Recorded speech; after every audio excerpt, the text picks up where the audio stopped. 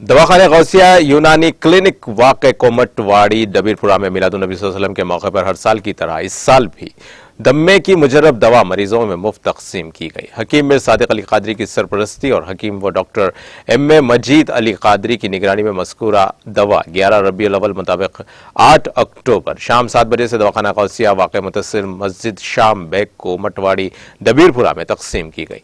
कई जरूरतमंद मर्द व ख़वातीन ने क्लिनिक पहुंचकर दवा हासिल की।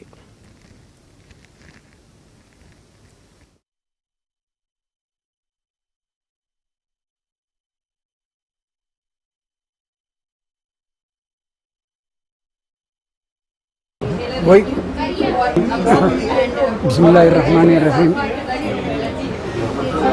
अल्हम्दुलिल्लाह दवाखाना गौसिया में 1970 से जो है दवा शुरू करें हैं दम्मे की, और जो है अल्लाह ताला फज़ियत कर रहा है। हर साल जो है हम मुफ्त तक़सीम करते हैं, और इसके अलावा भी कुछ छोटे मोटे दवाएँ साथ भी ज़रूरत है तो देते हैं। अल्लाह का करम है, तो बरसों से कंटिन्यू मुसलसिल, और लोगों को आराम हो रहा है, वही लोग आते हैं और ले जाते हैं। अल्लाह ताला की शब विलादत सरवर कायनात सल्लल्लाहु अलैहि वसल्लम के मौके पर पहले ही से इसी दिन इसी रात में पिलाते हैं शब मिलाद।